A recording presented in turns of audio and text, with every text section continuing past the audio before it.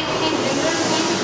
कल हमने इसके अंतर्गत जो अपना जो ऑनलाइन क्लास थी उसमें जो जनरल साइंस की जो पाठ्य पुस्तक थी उसके बारे में चल रहा था। तो पाठ्य पुस्तक की आवश्यकताएं क्या थी उसके बारे में कल की ऑनलाइन क्लास में हमने चर्चा की थी।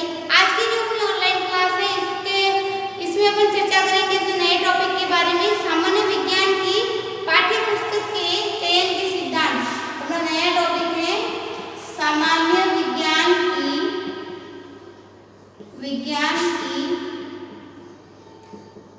पाठ्य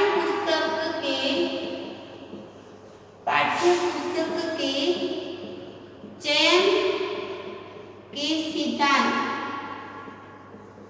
चयन के सिद्धांत। आज का अपना जो नया टॉपिक है इसकी आवश्यकताएं हो गई थी। आवश्यकताओं के बाद में पढ़ेंगे इसके पाठ्य पुस्तक का चुनाव करते हैं। तो जो पाठ्य पुस्तक का चुनाव करते हैं तो पाठ्य पुस्तक के चयन के सिद्धांत क्या है उसके बारे में पढ़ेंगे। तो सामान्य विज्ञान की पाठ्य पुस्तक के चयन के सिद्धांतों के बाद आज की ऑनलाइन क्लास में अपन चर्चा करेंगे। तो पाठ्य पुस्तक के जो चयन के सिद्धांत है उस सिद्धांतों को रूप में पाठ्य जो सामान्य विज्ञान की पाठ्य पुस्तक है उसके चयन में अपन कौन कौन सी बातों का समावेश करेंगे, कौन कौन सी बातों का ध्यान रखेंगे। सबसे पहले पाठ्य पुस्तक का चयन एवं व्यवस्था। सबसे पहले पढ़ेंगे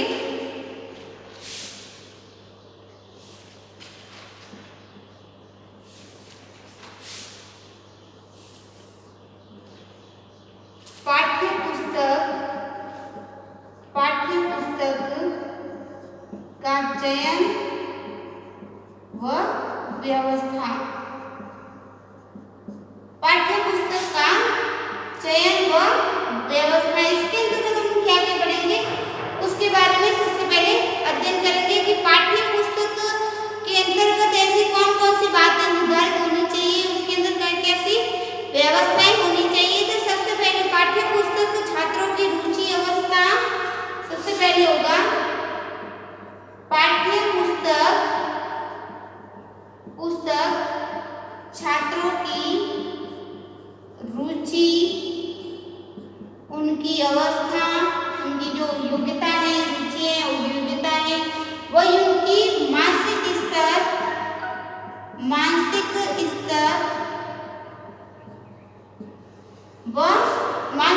के आधार योग्यता, उनकी कितना सामर्थ्य है उनको सीखने में योग्यता, उनकी प्रवृत्तियां, अभिरुचियां तथा उनकी प्रवृत्तियां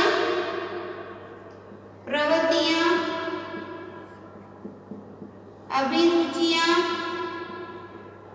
जो उनकी प्रवृत्तियां हैं, जिनकी उनमें रुचि है, अभिरुचियां तथा उनके जो संवेगात्मक स्तर है तथा उनके संवेगात्मक स्तर को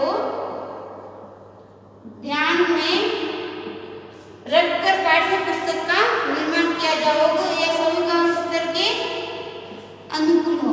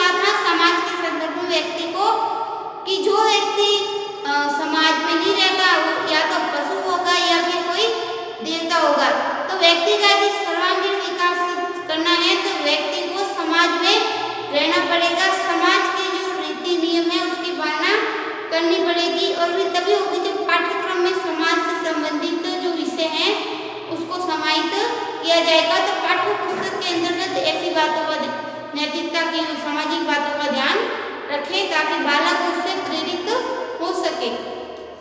फिर है पाठ्य वस्तु छात्रों की व्यवस्था के मानसिक स्तर के अनुकूल हो, छात्रों की परिपक्वता के अनुरूप हो। जो छात्रों की परिपक्वता होगी कि छात्र पाठ्य पुस्तक के द्वारा जो पढ़ रहा है वो उसको किस हद तक समझ में आ रहा है, उसका जो पढ़ने का जो उद्देश्य है वो किस हद तक पूरा हो रहा है, उस चीज को समझ भी रहा है कि नहीं समझ रहा है। तो पाठ्य पुस्तक के अंतर्गत बालक की जो सीखने की क्षमता है, जो अधिगम प्राप्त करने की जो योग्यता है, उसके अनुसार ही पाठ्य पुस्तक में विषय वस्तु होनी चाहिए ताकि बालक है उस विषय वस्तु को आसानी से समझ सके। जैसे कोई प्राथमिक स्तर का बालक है, प्राथमिक स्तर का बालक है, तो उस प्राथमिक स्तर के बालक को आप प्राथमिक स्तर के लेवल से सिखाओगे। उसको आप ये नहीं सिखा सकते ले ये एप्पल पढ़ा तो इसकी मीनिंग लिख दें, लेकिन उसको अपन स्टेप से सिखाएंगे कि ये ए फॉर एप्पल है, बी फॉर बॉल है, ये एप्पल ऐसा होता है, इसका कलर ऐसा होता है, इसका जो फिर वो धीरे धीरे उसको सिखाएंगे, पूरी अल्फाबेट सिखाएंगे। उसके बाद अल्फाबेट के जो अक्षर है उसको ज्ञान करवाएंगे और उन अक्षरों के ज्ञान के बाद में उसको वाक्यांश बनाने के लिए कहेंगे और उन वाक्यांशों के बाद में उसके अर्थ को स्पष्ट करवाने की बात कहेंगे। अपन उसको सीधे ही नहीं कह सकते। और जो बड़ी क्लास के बच्चे हैं उनको अपन सीधे पढ़ा सकते हैं, तो उनको छोटी बातों से नहीं पढ़ा सकते। तो ज्ञान होगा वो सरल से कठिन की ओर होना चाहिए। तो शिक्षण अधिगम सामग्री में ये बात होनी चाहिए कि बालक के स्तर के अनुसार हो। फिर एक समस्या एवं शिक्षण विधियों के अनुकूल व्यवस्था की जाए। समस्या एवं शिक्षण विधि के अनुकूल व्यवस्था हो। समस्या एवं शिक्षण विधियों के अनुकूल व्यवस्था हो। जो शिक्षण विधियां होगी, जैसे मैंने आपको बताया ना, विश्लेषण, संश्लेषण, सामान्य से कठिन की ओर, ज्ञात से ज्ञात की ओर, जो शिक्षण विधियां, समग्र जो अधिगम शिक्षण विधियां हैं उसको पाठ्य पुस्तक में अपनाया जाए ताकि बालक उन शिक्षण विधियों के सूत्रों से किसी भी ज्ञान को प्राप्त कर सके। जैसे गणित में किसी भी सवाल का हल करना है तो सवाल का जब हल करते हैं तो उस सवाल के पहले नियम होते हैं, उसके सूत्र होते हैं, उस सूत्रों को बताया जाता है, उस सूत्रों के माध्यम से सवाल का हल किया जाता है। डायरेक्टली सवाल का हल नहीं कर सकते हैं, तो सूत्रों के माध्यम से सवाल का हल करवा के जो शिक्षण विधि है, इसी प्रकार की हर विषय, हर सब्जेक्ट होता है, उस सब्जेक्ट में अलग अलग शिक्षण विधियां होती हैं।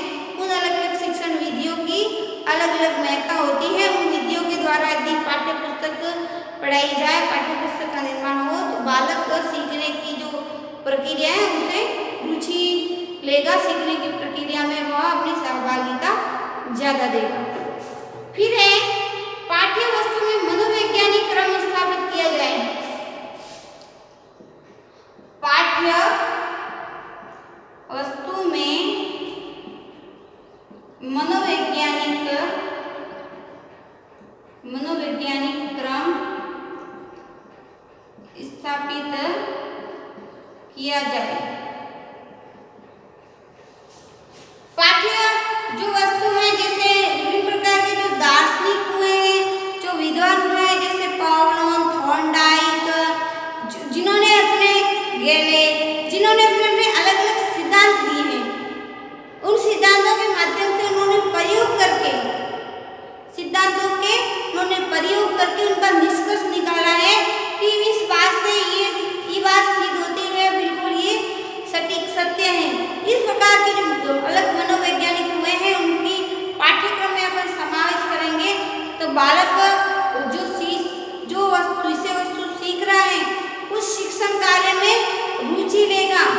शिक्षण कार्य के प्रति वो सृजनात्मकता से उस कार्य को करने की कोशिश करेगा, तर्क वितर्क करेगा, उस समस्या का हल करने में अपनी सूझबूझ के आधार पर, विवेक के आधार पर उस समस्या का हल करने में सफल, काफी हद तक सफल भी रहेगा। तो जो अलग अलग जो मनोवैज्ञानिक हैं जैसे पावलोव, थॉर्नडाइक, गैले, जो भी है हिले, उन्होंने अपने जो सिद्धांत दिए हैं पाठ्यक्रम के, उनको पाठ्य पुस्तक में समाहित किया जाना चाहिए। फिर है दूसरा, पाठ्य वस्तु की बाह्य आकृति। दूसरा है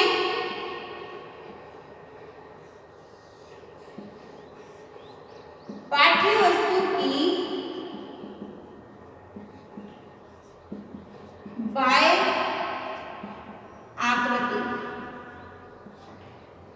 पाठ्य वस्तु की जो बाहरी आकृति है, बाहरी आवरण है, वो किस प्रकार से होना चाहिए। तो पाठ्य वस्तु की जो बाह्य आकृति है उसके अंतर्गत हम पढ़ेंगे सबसे पहले कि पाठ्य वस्तु है उसमें जो टाइप, उसकी जिल्द, उसका कागज, उसकी पंक्तियों की संख्या, शब्दों के बीच की दूरी, आकार, वो मार्जिन होता है ना, जैसे पुस्तक के बीच में, पुस्तक के इसके बीच में जो मार्जिन वाला गैप है वो किस प्रकार से होना चाहिए, वह उसकी चौड़ाई कितनी होनी चाहिए आदि की उचित व्यवस्था पर ध्यान दिया जाना चाहिए। जैसे पाठ्य वस्तु में टाइप, सबसे पहले पाठ्य वस्तु में टाइप किस प्रकार से उसके अंतर्गत प्रिंटिंग की गई है, टाइपिंग की गई है। तो टाइप की व्यवस्था बालक को अक्सर समझ में आ रही है, कितने हद तक समझ में आ रहे हैं, उसको पढ़ने में दिक्कत तो नहीं हो रही है। फिर है जिल्द, उसका जिल्द, कवर ऊपर का किस प्रकार से है, क्योंकि जो छोटे क्लास के बालक होते हैं तो छोटे क्लास के बालक तो उन पुस्तकों को संभाल नहीं सकते हैं, फट जाती है। तो बड़े क्लास में भी देखिए जो बैग के अंदर अधिक भार भरेंगे तो पुस्तक ज़्यादा दिन तक नहीं चलेगी, तो उसकी जिल्द भी अच्छी होनी चाहिए। उसका कागज, उसका कागज किस प्रकार से लिया गया है, कैसी उस कागज का रूप कैसा है, हल्का है या फिर थोड़ा कठोर है, उस कागज का स्वरूप कैसा है। फिर है पंक्तियों की संख्या, पंक्तियों की संख्या, शब्दों के बीच की दूरी, शब्दों के बीच की दूरी, जो शब्द बढ़ा रहे हैं, जो वाक्यांश बढ़ा रहे हैं, उन शब्दों के बीच की दूरी कितने इंच की है उसका भी ध्यान देना चाहिए। फिर है आकार तथा मार्जिन की चौड़ाई, आकार तथा मार्जिन की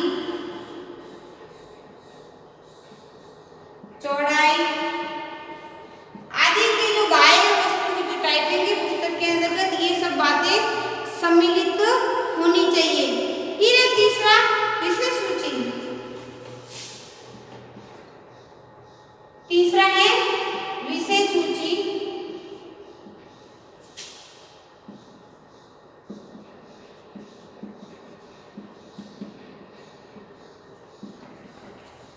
विषय सूची के अंतर्गत कौन कौन सी बातों का समावेश होना चाहिए। तो सबसे पहले उसकी ग्राह्यता, महत्व और क्षेत्र। ग्राह्यता, उसका महत्व,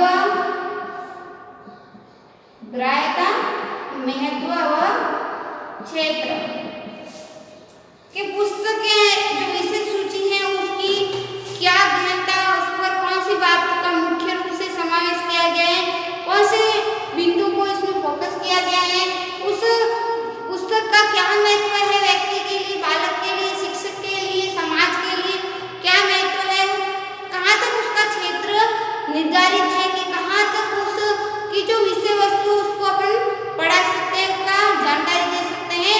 इन बातों का समावेश पाठ्य पुस्तक के अंतर्गत चयन करते समय ज्ञान होना चाहिए।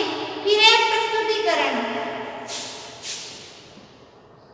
फिर है प्रस्तुतिकरण।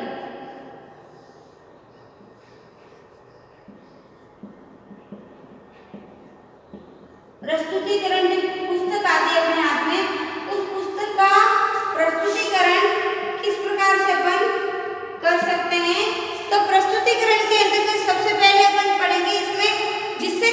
में स्वाध्याय की आदत का निर्माण हो सके।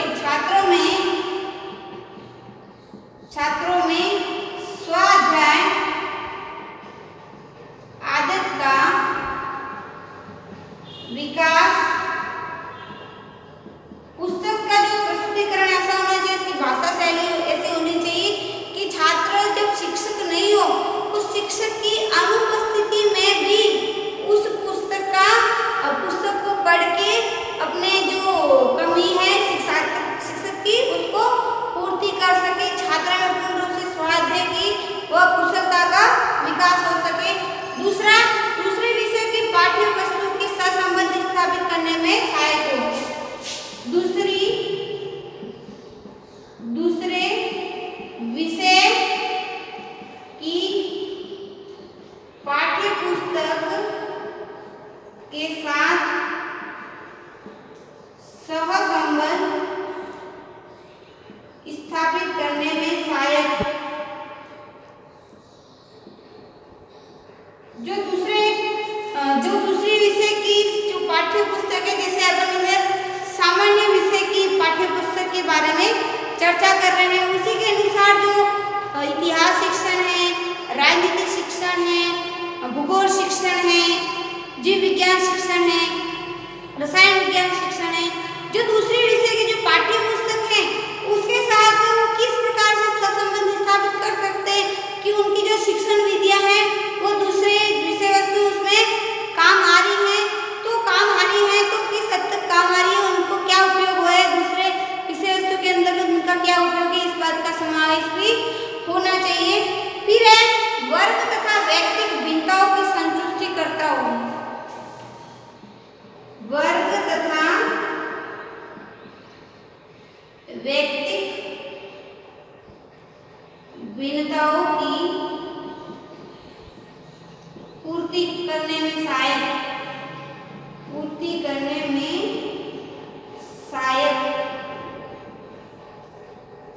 जो वर्ग है, जैसे कक्षा में अपन पढ़ाते हैं तो कक्षा में 40-50 बालक छात्र पढ़ रहे हैं। उन 40-50 छात्रों में 10 बालक ऐसे होंगे जो प्रतिभाशाली होंगे, 10 बालक ऐसे 20 बालक ऐसे होंगे जो सामान्य बुद्धि के होंगे, और आधे जो बच रहे बालक वो ऐसे होंगे जो मंद बुद्धि के होंगे। तो पाठ्य वस्तु के अंतर्गत ऐसी बातें होनी चाहिए, ऐसी भाषा शैली होनी चाहिए, ऐसा अध्यापन कार्य होना चाहिए कि वो जो तीनों वर्ग के बालक पढ़ रहे हैं उनकी अलग अलग जो व्यक्तिगत भिन्नता है उनका आधार पर वो ज्ञान उनको सरलता से प्राप्त हो सके। इस प्रकार का समावेश होना चाहिए। उनको कठिनता से पढ़ाया जाए, कठिन हिंदी से पढ़ाया जाएगा तो वो उसको सीखने में रुचि नहीं लेंगे, उस विषय के प्रति हतोत्साहित हो जाएंगे, उस विषय से उब सकते हैं। फिर सीखने के नियमों के अनुकूल हो। सीखने के नियमों के अनुकूल हो। जो सीखने के नियम है, जो अधिगम सीखने के जो नियम है उस नियमों के अनुकूल होनी चाहिए पाठ्य पुस्तक। जैसे छोटे बच्चे को आप पढ़ा रहे हो, उसको आप करके सीखने, छोटे बच्चे को खेल में सीखना, करके सीखना, उसके आधार पर आप उसको ज्ञान दे सकते हो, उसको शिक्षण अधिगम कार्य करवा सकते हो। जैसे अभी उदाहरण दे रही हूँ मैं आपको, छोटे बच्चों को आप बोलोगे ये फॉर एप्पल है सीख, ये ए फॉर एप्पल है सीख, लेकिन वो उसको नहीं सीख सकता। जब उसको आप ए फॉर एप्पल ला के दिखाओगे, फिर उस जैसे कोई खिलौना ए फॉर एप्पल जैसे दिख रहा है, उसके अंदर से आवाज आएगी ए फॉर एप्पल, तब बच्चा उस खिलौने को पकड़ रहा है, उस चीज को समझ रहा है कि ए फॉर एप्पल की आकृति ऐसी होती है, ये ऐसे ही बोलता है, इसका कलर ऐसा होता है। और जब उसको प्रत्यक्ष रूप से सीखा करके ज्ञान दोगे तो बालक उसको तुरंत सीखेगा। जैसे ये बी फॉर बॉल है, बालक को आपने बोर्ड पर बना दी बी फॉर बॉल, आज सीखेगा बी फॉर बॉल कि बालक को बोर्ड पर बना कर, लेकिन कुछ कम सा हद तक सीखेगा। लेकिन जब बी फॉर बॉल आप उसको हाथ में ला के थमा के दोगे और उसको उससे खेलोगे कि ये बी फॉर बॉल है, इससे ये खेलते हैं, इससे ये खेलते हैं, वो क्रिकेट खेलते हैं बॉल से, तो वो बालक है उसको तुरंत सीखेगा कि नहीं ये क्या है, बी फॉर बॉल है। जब भी कहीं देखेगा तो वो सीखेगा ये बी फॉर बॉल है। फिर धीरे धीरे वो बड़ी सामने आएगा तो उसको बी फॉर बॉल की मीनिंग सिखा दी,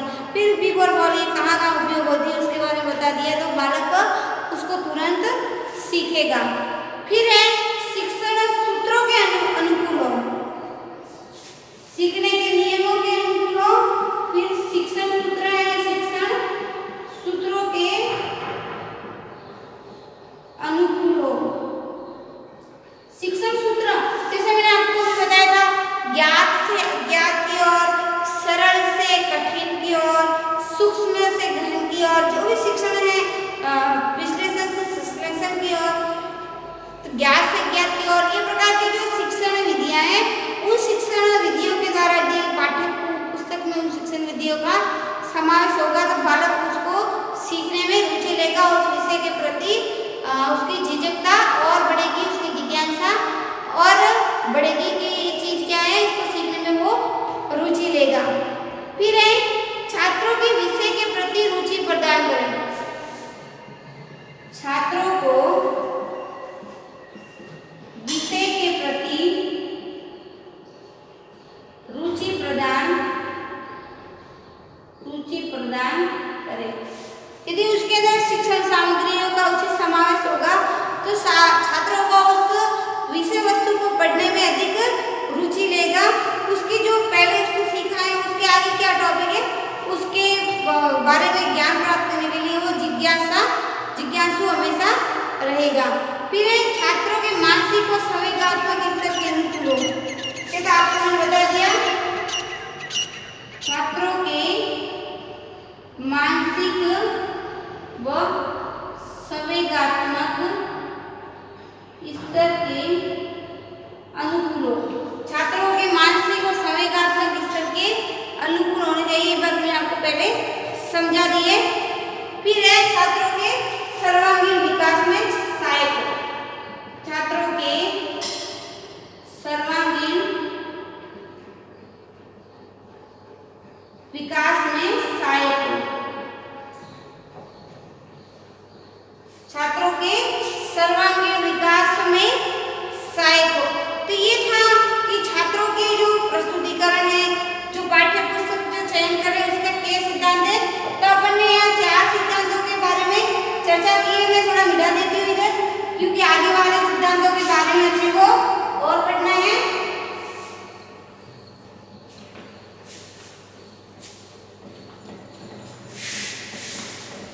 इसका जो 5वां सिद्धांत है शैक्षिक साधन, इसका जो 5वां सिद्धांत है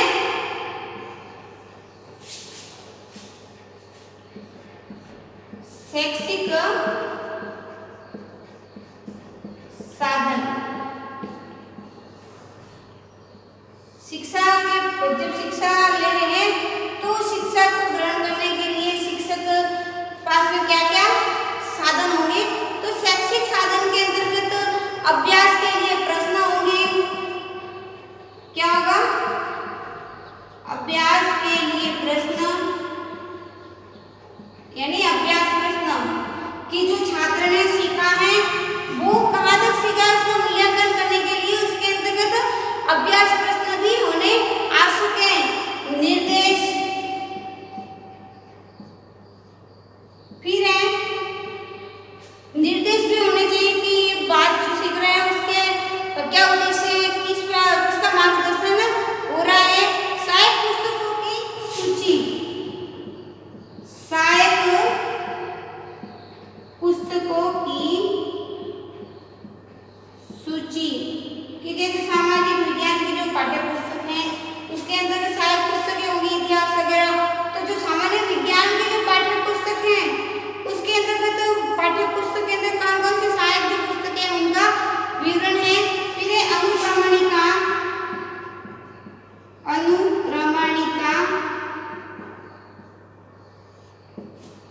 अनुक्रमणिका होनी चाहिए। अनुक्रमणिका तो आपको पता है ना, जब वो पाठ जब वो अपने भी जैसे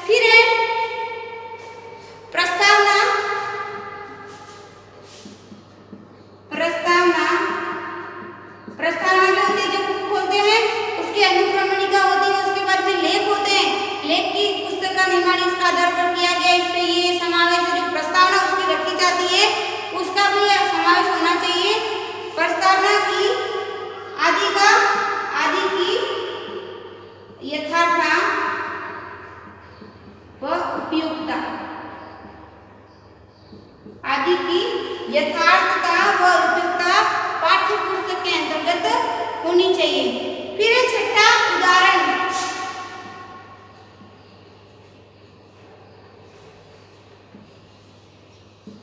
उदाहरण छठा है उदाहरण। उदाहरण के अंतर्गत उदाहरणों में क्या क्या विषय वस्तु है उसको किस प्रकार से उदाहरण के बारे में अपन समझा सकते हैं। तो उदाहरण में शाब्दिक तथा प्रदर्शनात्मक उदाहरण दो प्रकार के होंगे, शाब्दिक तथा प्रदर्शनात्मक उदाहरण। एक तो जो अपन बोल रहे हैं बोल के द्वारा दिए जाते हैं, एक तो उसके अंदर जो फोटो वगैरह दिखाए जाते हैं जो प्रदर्शनात्मक होते हैं। प्रदर्शनात्मक उदाहरण शाब्दिक एवं जो प्रदर्शनात्मक उदाहरण है शाब्दिक जो और कैसे जैसे किसी ने कल मैंने आपको समझाया था जैसे अखबारों के बारे में भी कि किसी को नोटों से बैग भरा थैला मिल गया, उसने अपनी ईमानदारी का परिचय देते उसने थाने में जमा करवा दिया, उस व्यक्ति तक पहुंचा दिया जिसका खो गया था, ईमानदारी का परिचय था। तो इस प्रकार का उसमें उदाहरण होगा। कोई ऐसे उदाहरण होते हैं जिसमें उसका फोटो वगैरह सब दिया जाता है, प्रदर्शन दिख रहा है जैसे वास्तव में ये चीज हो रही है। उसमें सूची पत्र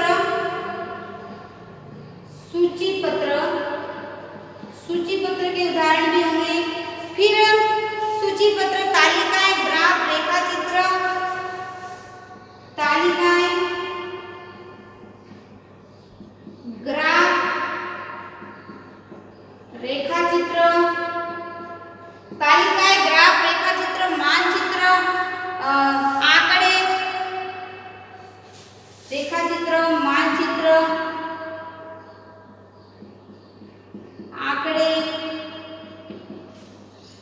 जो आदि उदाहरण उसके अंदर समाहित है आदि इनको अपन इसमें जोड़ सकते हैं। आंकड़ों के बाद वो लिखेंगे उपयुक्तता व पर्याप्त संख्या, उपयुक्तता पर्याप्त संख्या इसके अंतर्गत होनी चाहिए। फिर अंतिम अपना अंतिम जो है इसका सिद्धांत, इसके बारे में चर्चा करेंगे। तो अंतिम सिद्धांत होगा लेखक। अंतिम सिद्धांत होगा वो लेखक होगा।